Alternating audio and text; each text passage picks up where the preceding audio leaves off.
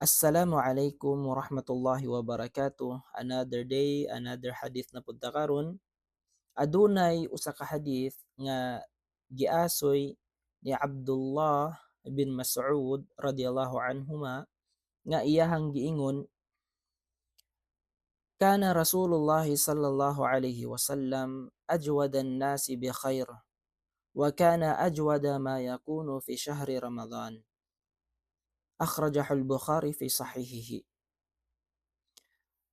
Ang duol nga pagkahubad ani mga higala igsuon nga si Propeta Muhammad sallallahu alaihi wasallam manggihatagon sa tao, manggihatagon siya.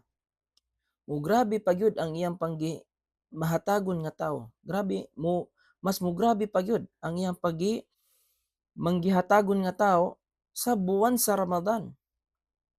Allahu Akbar. Magsadaka siya, magpakaon siya, tanan-tanan. Grabe ang iyahang generous nga tao gayud.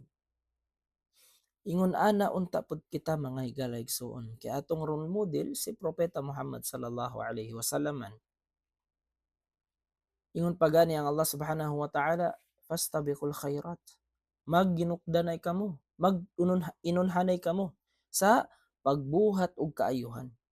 Nanadira magsadaka ta, magpakaon ta, tanan nga mga kaayuhan aning buwan sa Ramadan. Ato ang buhaton. Nganuman, kay sa buwan sa Ramadan, ginadubli gayud ni Allah subhanahu wa ta'ala ang reward, ang ganti sa usa ka Muslim nga nagbuhat og kaayuhan. Ginaliman ka na mga igaligsoon.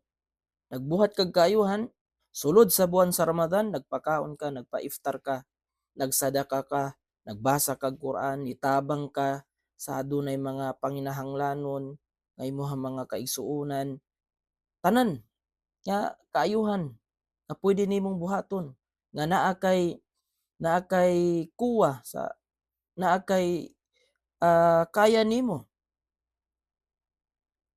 imuhang buhaton. Allahu Akbar. Nganuman ginadubli ni Allah subhanahu wa ta'ala ang reward sa sikinsa man ang nagbuhat og mga kaayuhan aning buwan sa Ramadan. Ari na lamang taman,